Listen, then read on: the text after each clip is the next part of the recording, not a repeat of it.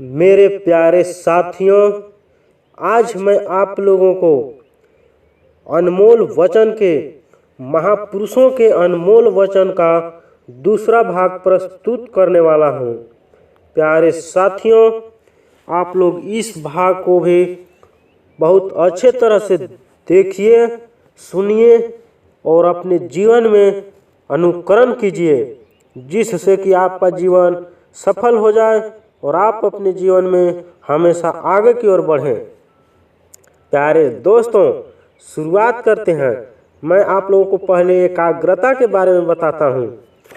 अपनी अभिलाषाओं को वशीभूत कर लेने के बाद मन को जितनी देर तक चाहो एकाग्र किया जा सकता है। यह स्वामी राम तीर्थ का कहनाम है।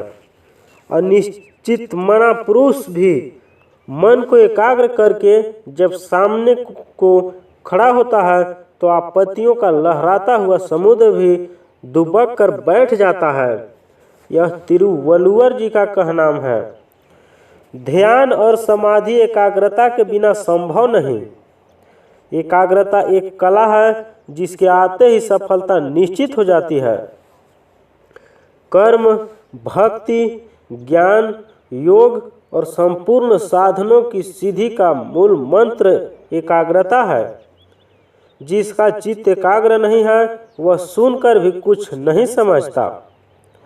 60 वर्ष के बूढ़े में उत्साह और सामर्थ्य नजर आ सकता है यदि उसका चित्त एकाग्र हो। तुम एकाग्रता द्वारा उस अनंत शक्ति के अटूट भंडार के साथ मिल जाते हो जिससे इस ब्रह्मांड की उत्पत्ति हुई है। विनय प्राप्त करने के लिए एकाग्रता की शरण लीजिए। जबरदस्त एकाग्रता के बिना कोई भी मनुष्य सूझबूझ वाला आविष्कारक, दार्शनिक, लेखक, मौलिक कवि या शोधकर्ता नहीं हो सकता। पवित्रता के बिना एकाग्रता का कोई मूल्य नहीं है। मन में एकाग्र शक्ति प्राप्त करने वाले मनुष्य संसार में किसी समय असफल नहीं होते। एकाग्रता विचारधारा को शक्तिशाली और कल्पना को स्पष्ट करती है। संसार के प्रत्येक कार्य में विजय पाने के लिए एकाग्रचित होना आवश्यक है। जो लोग चित्त को चारों ओर बिखेर कर काम करते हैं उन्हें सैकड़ों वर्षों तक सफलता का मूल्य मालूम नहीं होता। अपनी अभिलाषाओं को वशीभूत कर लेने पर मन को जितनी देर चाहो एकाग्र किया जा सकता है। एकाग्र हुआ चित्त ही पूर्ण स्थिरता को प्राप्त होता है। सुखी का चित्त एकाग्र होता है। तुम्हारी विजय शक्ति है मन की एकाग्रता। यह शक्ति मनुष्य जीवन की समस्त ताकतों को समेटकर मानसिक क्रांति उत्पन्न करती है। कर्म के बारे में जानकारी। जो निष्काम कर्म की राह पर चलता है उसे इसकी परवाह कब रहती है किसने उसका अहित साधन किया है। कर्म ही मनुष्य के जीवन को पवित्र और अहिंसक बनाता है। कर्म वह आईना है जो अपना स्वरूप हमें दिखा देता है, अतः हमें कर्म का आसानमंद होना चाहिए। कर्मठ इहलोक परलोक का ध्यान कर कर्म नहीं करता, वह तो बस क्रियारत रहता है। जो निष्काम कर्म की राह पर चलता है उसे उसकी परवाह कब रहती है कि किसने उसका अहित साधन किया है। कर्म का मूल्य उसके बाहरी रूप और बाहरी फल में इतना नहीं जितना कि उसके द्वारा हमारे भीतर दिव्यता की वृद्धि होने में है। मनुष्य इस धरती पर कर्म करते हुए 100 साल तक जीने का अधिकारी है। जो कर्म निष्ठा छोड़कर भोग वृत्ति रखता है वह मृत्यु का अधिकारी बनता है। कर्म करने और उसके फल पाने के बीच लंबा समय लगता है, जिसकी प्रतीक्षा धैर्य पूर्वक करनी पड़ती है। बीज को वृक्ष बनने में कुछ समय लगता है। अखाड़े में दाखिल होते ही कोई पहलवान नहीं हो जाता। विद्यालय में प्रवेश पाते ही कोई ज्ञानी नहीं हो जाता। कामयाबी धैर्य से मिलती है, कर्म क्षेत्र चाहे कोई भी हो। तुम जो भी कर्म प्रेम और सेवा की भावना से करते हो वह तुम्हें परमात्मा की ओर ले जाता है। जिस कर्म में घृणा छिपी होती है वह परमात्मा से दूर ले जाता है। कर्मशील लोग शायद ही कभी उदास रहते हों। कर्मशीलता और उदासी दोनों साथ साथ नहीं रहती। कर्मयोगी अपने लिए कुछ करता ही नहीं, अपने लिए कुछ भी नहीं चाहता और अपना कुछ मानता भी नहीं, इसलिए उसकी कामनाओं का नाश सुगमता पूर्वक हो जाता है। कर्म ही पूजा है और कर्तव्य पालन भक्ति है। काम को आरंभ करो और अगर काम शुरू कर दिया है तो उसे पूरा करके ही छोड़ो। फलाशक्ति छोड़ो और कर्म करो। आशा रहित होकर कर्म करो, निष्काम होकर कर्म करो। यह गीता की वह ध्वनि है जो भुलाई नहीं जा सकती। जो कर्म छोड़ता है वह गिरता है, कर्म करते हुए भी जो उसका फल छोड़ता है वह चढ़ता है।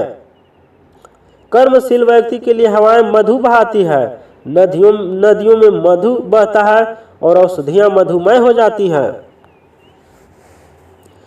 कर्म शुभ और अशुभ दो प्रकार के हो सकते हैं और शुभ अशुभ दोनों प्रकार के कर्मों का फल मिलता है। जो व्यक्ति छोटे छोटे कर्मों को भी ईमानदारी से करता है वही बड़े कर्मों को भी ईमानदारी से कर सकता है। अपने कर्म ही मनुष्य को संसार में गौरव अथवा पतन की ओर ले जाते हैं। वही कार्य सबसे अच्छा है जिससे बहुसंख्यक लोगों को अधिक से अधिक आनंद मिल सके। निष्काम कर्म ईश्वर को ऋणी बना देता है और ईश्वर उसे सूद सहित वापस करने के लिए बाध्य हो जाता है। जीवन में किए हुए कर्म को परिवर्तित करने की पूर्ण संभाव्यता से अधिक दुखमय और कुछ नहीं है। जैसे फूल और फल किसी की प्रेरणा के बिना भी अपने समय पर वृक्षों में लग जाते हैं, उसी प्रकार पहले के किए हुए कर्म भी अपने फल भोग के समय का उल्लंघन नहीं करते। जैसे तेल समाप्त हो जाने से दीपक बुझ जाता है, उसी प्रकार कर्म के क्षीण हो जाने पर दैव नष्ट हो जाता है। अभाग्य से हमारा धन, नीचता से हमारा यश, मुसीबत से हमारा जोश, रोग से हमारा स्वास्थ्य, मृत्यु से हमारे मित्र हमसे छीने जा सकते हैं, किंतु हमारे कर्म मृत्यु के बाद भी हमारा पीछा करेंगे। कर्म की परिसमाप्ति ज्ञान में और कर्म का मूल भक्ति अथवा संपूर्ण आत्मसमर्पण में है। फल मनुष्य के कर्म के अधीन है। बुद्धि कर्म के अनुसार आगे बढ़ने वाली है, तथापि विद्वान और महात्मा लोग अच्छी तरह विचार कर ही कोई काम करते हैं।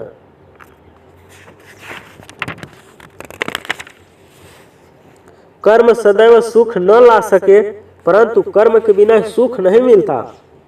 जहाँ देह है वहाँ कर्म तो है ही, उससे कोई मुक्त नहीं है, तथापि शरीर को प्रभु का मंदिर बनाकर उसके द्वारा मुक्ति प्राप्त करनी चाहिए।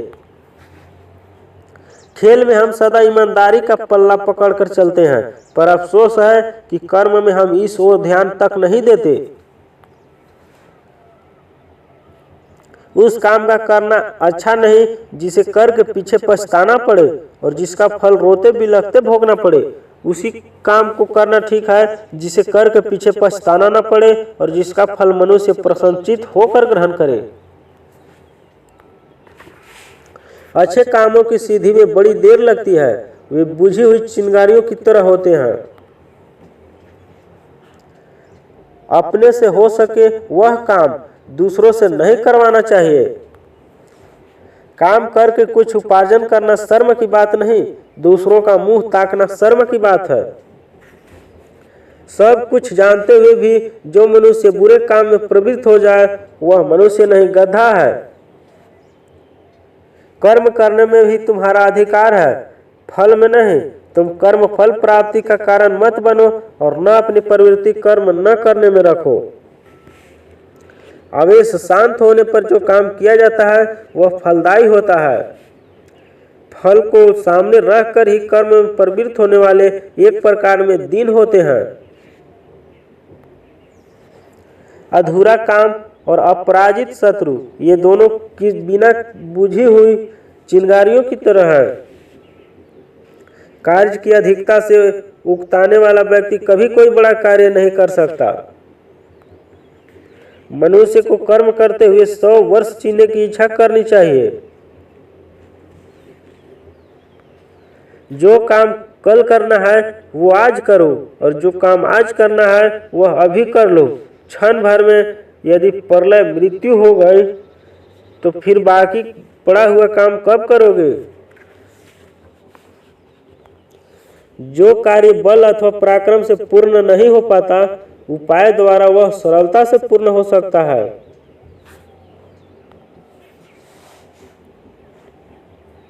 जब हम कोई काम करने की इच्छा करते हैं तो शक्ति आप ही आ जाती है। कर्म वह दर्पण है जिसमें हमारा प्रतिबिंब दिखता है। उद्यम करने से ही कार्य सिद्ध होते हैं, मात्र इच्छा करने से नहीं। आदमी काम की अधिकता से नहीं, उसे भार समझकर अनियमित रूप से करने पर थकता है। शुभ कार्य करने से सुख और पाप कर्म करने से दुख मिलता है। अपना किया हुआ कर्म सर्वत्र ही फल देता है, बिना किए हुए कर्म का फल कहीं नहीं भोगा जा सकता है। कर्म करना जीवन के आनंद के लिए आवश्यक है। कर्म करते समय मनुष्य अपने दुख को भी भूल जाता है। पहले सब चीजें देखकर कोई कार्य आरंभ करे। आरंभ न करना अच्छा, पर आरंभ करके छोड़ना अच्छी बात नहीं। मनुष्य के कर्म ही उसके विचारों की सबसे अच्छी व्याख्या है। क्रोध के बारे में जानकारी। क्रोध से मनुष्य उसकी ही बेइज्जती नहीं करता जिस पर क्रोध करता है, बल्कि स्वयं अपनी प्रतिष्ठा भी गंवाता है। हम कीड़े मकोड़ों और रेंगने वाले जंतुओं को तो मार डालते हैं, पर अपने सीने में छिपे हुए क्रोध को नहीं मारते, जो सचमुच मारने की चीज है। क्रोधी व्यक्ति हमसे सदैव वैसे ही दूर रहे जैसे पक्षियों को उड़ा देने से वे दूर चले जाते हैं, क्योंकि क्रोधी व्यक्ति के पास रहने से स्वभाव उल्टा हो जाता है और धर्म की हानि होती है। क्रोधी मानव का स्वभाव ऐसे तिनके के समान होता है जिसे क्रोध की आंधी कभी भी उड़ा ले जा सकती है। क्रोध सदैव मूर्खता से शुरू होता है और पश्चाताप पर समाप्त होता है। क्रोध का हमें तभी पता चलता है जब हम क्रोध कर चुके होते हैं। क्रोध एक क्षणिक पागलपन है, इसे वश में करो, नहीं तो वह तुम्हें वश में कर लेगा। क्रोध करने का अर्थ है दूसरों की गलतियों का अपने से बदला लेना।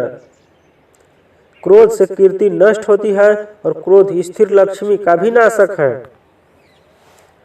मूर्खों को ही क्रोध होता है, ज्ञानियों को नहीं। जिसके चित्त में कभी क्रोध नहीं आता और जिसके हृदय में सर्वदा परमेश्वर विराजमान रहता हो, वह व्यक्ति ईश्वर तुल्य है।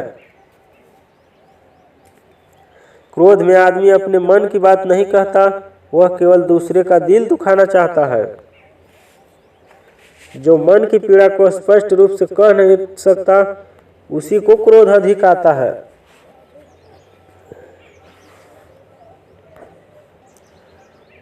सज्जनों का क्रोध जल पर अंकित रेखा के समान है, जो शीघ्र ही विलुप्त हो जाती है।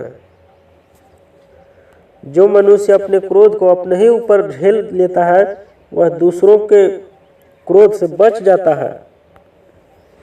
उबलते हुए जल में जिस प्रकार हम अपना प्रतिबिंब नहीं देख सकते, उसी प्रकार हम क्रोधी बनकर नहीं समझ सकते कि हमारी भलाई किस बात में है। आदमी की तमाम कामनाएं तुरंत पूरी हो जाए यदि वह अपने क्रोध को दूर कर दे। क्रोध करने से पहले उसके परिणामों पर विचार करो। जन्नत उन लोगों के लिए है जो अपने गुस्से को काबू में रखते हैं। वे महान पुरुष धन्य हैं जो अपने उठे हुए क्रोध को अपनी बुद्धि के द्वारा उसी प्रकार रोक देते हैं जैसे दीप्त अग्नि को जल से रोक दिया जाता है। जो क्रोध उत्तेजित होने पर मन को शांति की दिशा में मोड़ सकता है, उसे मैं सारथी कहता हूँ। शत्रु अधिक बलशाली हो तो क्रोध प्रकट न करें, शांत हो जाएं। गुस्से का बेहतरीन इलाज खामोशी है। जिस क्रोधाग्नि को तुम शत्रु के लिए प्रज्वलित करते हो वह बहुधा तुम्हें ही अधिक जलाती है। किसी के प्रति मन में क्रोध लिए रहने की अपेक्षा उसे तुरंत प्रकट कर देना अधिक अच्छा है। जैसे क्षण भर में जल जाना देर तक सुलगने से अधिक अच्छा है। मूर्ख मनुष्य अपने क्रोध को जोर शोर से प्रकट करता है, किंतु बुद्धिमान मनुष्य शांति से क्रोध को वश में करता है। देवता, सद्गुरु, गाय, राजा, ब्राह्मण, बालक, वृद्ध और रोगी पर क्रोध आ जाए तो उसे रोक लेना चाहिए। कायरता के बारे में जानकारी। यह संसार कायर पुरुषों के लिए नहीं है। कायर तभी धमकी देता है जब वह सुरक्षित होता है। भय जब स्वभावगत हो जाता है तब कायरता का भीरुता कहलाता है। कायर का जीना झूठा है। जो केवल डरना जानता है, सच्चा जीवन वीरों का है जो मरना जानते हैं। कायर पुरुष अपनी मृत्यु से पूर्व ही अनेक बार मृत्यु का अनुभव कर चुकते हैं, किंतु वीर कभी भी एक बार से अधिक नहीं मरते। मैं कायरता को किसी दशा में सहन नहीं कर सकता। आप कायरता से मरे इसकी अपेक्षा आपका बहादुरी से प्रहार करते हुए और प्रहार सहते हुए मरना मैं कहीं बेहतर समझूंगा। पशु बल जिसके पास जितना अधिक होता है वह उतना ही अधिक कायर बन जाता है। विजय के सन्मुख पहुंचकर कायर भी वीर हो जाते हैं। जैसे घर के समय पहुंचकर थके हुए पथिक के पैरों में भी पर लग जाते हैं। पराधीन रहना सबसे बड़ी कायरता है। वह मनुष्य हमेशा दुखी रहता है और आसानी से अपना कल्याण नहीं कर सकता जो दूसरों पर आश्रित हो।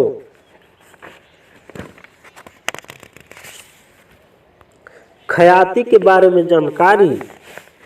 बुद्धि, कुलीनता, इंद्रिय निग्रह, शास्त्र ज्ञान, पराक्रम, अधिक न बोलना, शक्ति के अनुसार दान और कृतज्ञता, ये 8 गुण पुरुष की ख्याति बढ़ा देते हैं।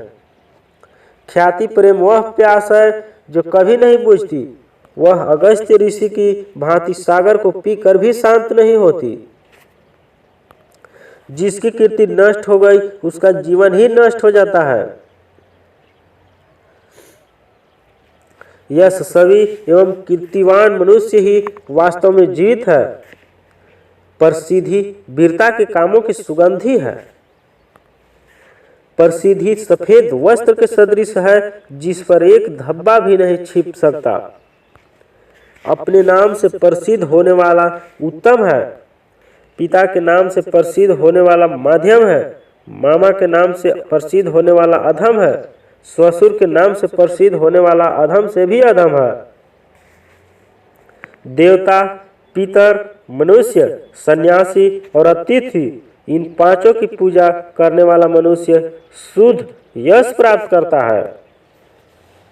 किसी के द्वारा न किया गया असाधारण कार्य ही मनुष्य के लिए यश का कारण होता है। गुण के बारे में जानकारी। गुण सब स्थानों पर अपना आदर करा लेता है। जैसे दुधारू गाय दिन भर वन में विचर कर शाम को अपने बछड़ों के पास दौड़ती है, उसी प्रकार गुणी व्यक्ति भी सर्वत्र प्रशंसा होती है। मनुष्य गुणों से उत्तम बनता है, न कि ऊंचे आसन पर बैठने से। जैसे ऊंचे महल के शिखर पर बैठकर भी कौवा कौवा ही रहता है, गरुड़ नहीं बनता। घोड़ा अपने साज से नहीं गुणों से माना जाता है। उसी प्रकार व्यक्ति की कद्र धन से नहीं सद्गुण और शीलता से होती है। गुणी जनों के लिए कुछ भी अलभ्य नहीं है। गुण तो आदमी उसमें देखता है जिसके साथ जन्म भर निर्वाह करना हो। झूठ नहीं बोलने का गुण ग्रहण कर लेने से अन्य किसी धर्म कर्म करने की आवश्यकता नहीं रह जाती। गुणियों की जात पात नहीं देखी जाती। जिसका जो स्वाभाविक गुण है उसे उससे वंचित करने की क्षमता किसी में नहीं होती। हंस का स्वाभाविक गुण है कि वह दूध और पानी को अलग कर सकता है। स्वयं विधाता भी इस कार्य में असमर्थ है। हंस से कुपित होने पर विधाता उसका निवास स्थान छीन सकता है, किंतु उसके निर्छीर विवेक की विधि को नहीं छीन सकता। शत्रु के गुण ग्रहण कर लो और गुरु के दुर्गुण छोड़ दो। यदि किसी में गुण होंगे तो वह स्वयं ही सम्मुख आ जाएंगे। कस्तूरी को अपनी उपस्थिति कसम खाकर प्रमाणित नहीं करनी पड़ती। जहाँ बहुत से गुण हो वहाँ यदि एक आध अवगुण भी आ जाए तो उसका वैसे ही पता नहीं चल पाता जैसे चंद्रमा की किरणों से उसका कलंक। मनुष्यों को कभी भी सत्य, दान, कर्मण्यता, असूयार्षिहितता, क्षमा तथा धैर्य, इन 6 गुणों का त्याग नहीं करना चाहिए।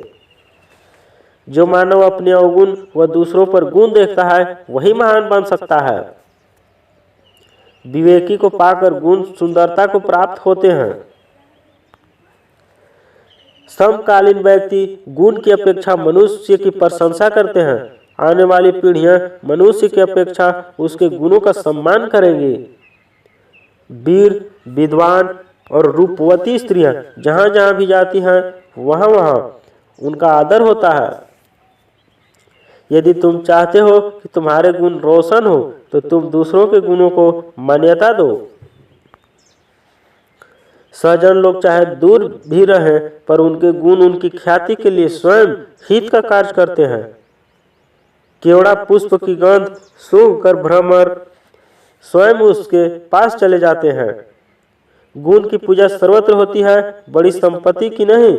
जिस प्रकार पूर्ण चंद्रमा वैसा वंदनीय नहीं है जैसा निर्दोष द्वितीय का क्षीण चंद्रमा। प्रतिभावान मनुष्य वह कार्य करते हैं जिसे किए बिना वे रह नहीं सकते। गुणी मनुष्य वह कार्य करते हैं जो वे कर सकते हैं। गुण मनुष्य के वश में है, प्रतिभा के वश में मनुष्य स्वयं होता है। गुणों से मनुष्य साधु होता है और अवगुणों से असाधु। सद्गुणों को ग्रहण करो और दुर्गुणों को छोड़ो। जो अपनी ही आत्मा द्वारा अपनी आत्मा को जानकर राग और द्वेष में संभाव रखता है वह पूज्य है। जिस गुण का दूसरे लोग वर्णन करते हैं उसके निर्गुण भी गुणवान होता है और इंद्र भी अपने गुणों की प्रशंसा करके लघुता को प्राप्त होता है। गुणी ही गुण को परखते हैं जैसे हीरे की कद्र जौहरी ही करते हैं। गुण और ज्ञान वही सिद्ध है जिससे दूसरों का भला होता हो। मनुष्य को चाहिए कि गुण को अवगुण से भी ग्रहण करे। सुंदरता बढ़ जाती है यदि आप में गुण भी हो।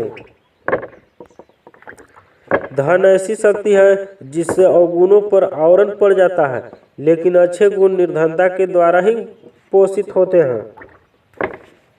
आप ख्याति बढ़ाना चाहते हैं तो ये 8 गुण अपना लीजिए: बुद्धि, इंद्रिय निग्रह, कुलीनता, पराक्रम, शास्त्र ज्ञान, मौन, दान और कृतज्ञता।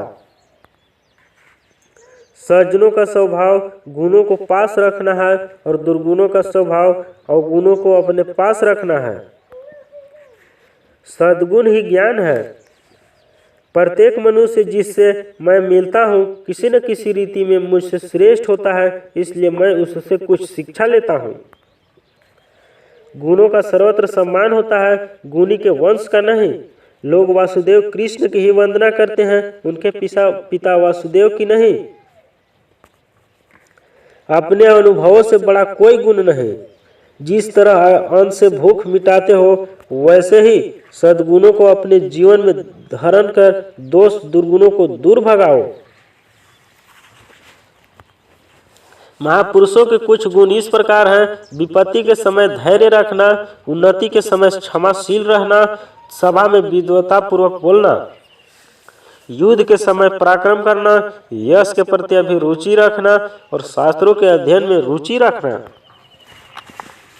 दान करके गुप्त रखना चाहिए, परोपकार करके मौन रहना चाहिए, और दूसरों के उपकार को प्रकट करते रहना चाहिए। घर आए शत्रु को सत्कार करना चाहिए। धन वैभव होने पर अभिमान नहीं करना चाहिए।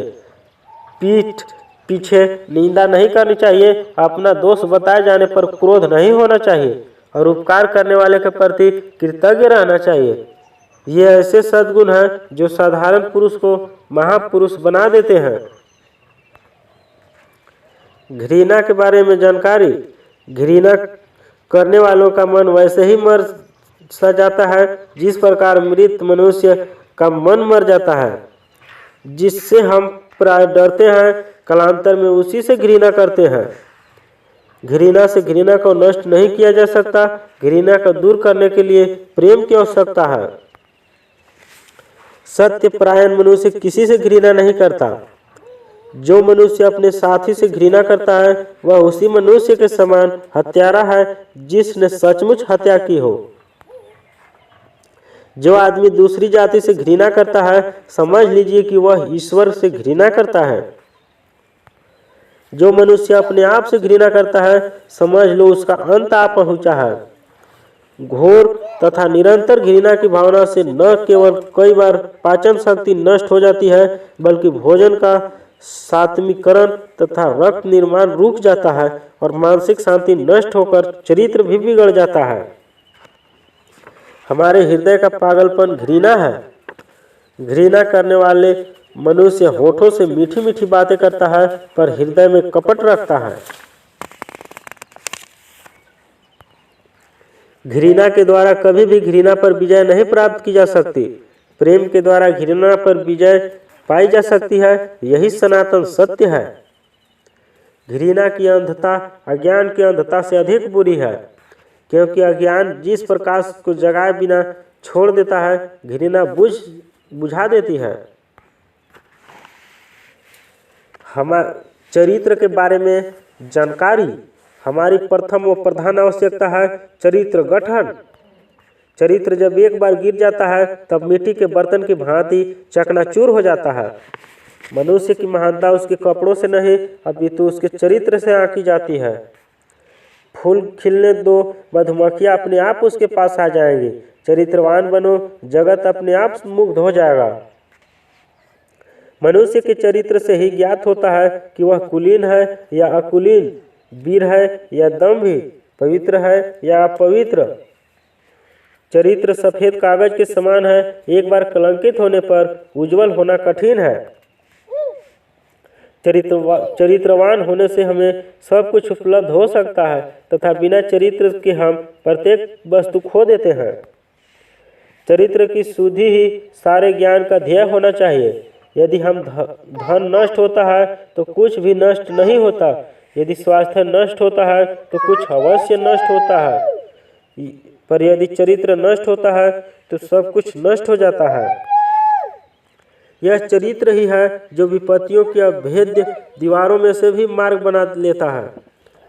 मनुष्य का समस्त चरित्र उसके विचारों से बनता है। मनुष्य के चरित्र की पहचान न केवल उसकी संगति से बल्कि उसकी बातचीत से भी हो जाती है। तुम कुलीन हो या अकुलीन, वीर हो या कायर, पवित्र हो या अपवित्र, यह आपके चरित्र से ज्ञात हो जाएगा।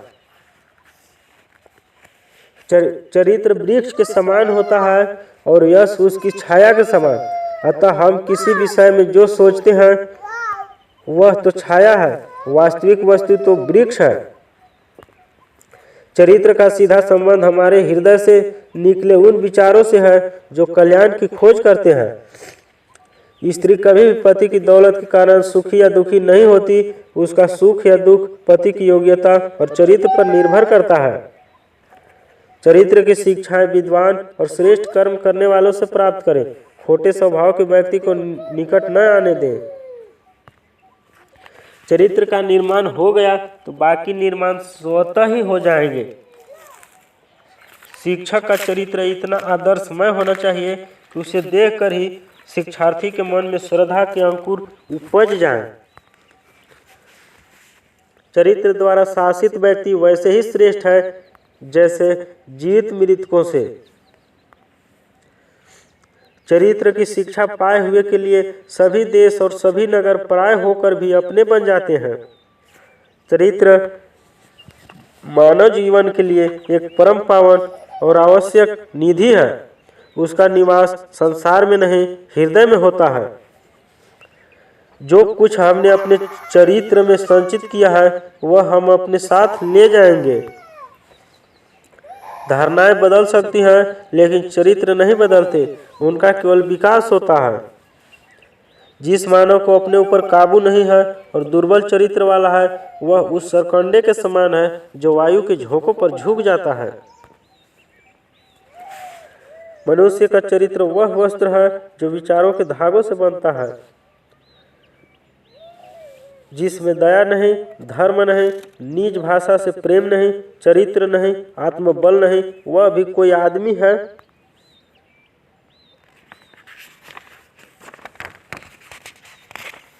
चिंता के बारे में जानकारी।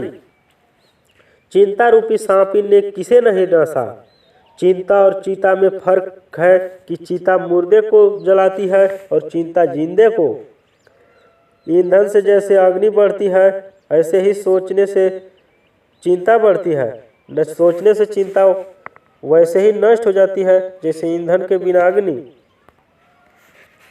जितना समय हम किसी कार्य की चिंता में लगाते हैं, यदि उतना ही समय हम उस कार्य में लगाएं तो चिंता जैसी कोई चीज ही नहीं रह जाएगी। चिंता एक काली दीवार की भांति चारों ओर से घेर लेती है, जिसमें से निकलने की फिर कोई गली नहीं सोचती। बिस्तर पर चिंताओं को ले जाना, अपनी पीठ पर गट्ठर बांध कर सोना है। भविष्य की चिंता छोड़ देनी चाहिए, उससे कोई कार्य सिद्ध नहीं होता। यदि चिंता की ही जाए तो चारित्रिक उन्नति की करनी चाहिए। यदि मनुष्य सुख दुख की चिंता से ऊपर उठ जाए तो आकाश की ऊंचाई भी उसके पैरों तले आ जाएगा। चिंता वह राक्षस है जो मन में स्थायी रूप से अपना डेरा डालकर अंदर ही अंदर शरीर को खा जाती है। वे लोग जो सदैव चिंतित रहते हैं वे न तो कोई कार्य आरंभ कर सकते हैं और न ही सफलता प्राप्त कर सकते हैं। कार्य की अधिकता मनुष्य को नहीं मारती बल्कि चिंता मारती है।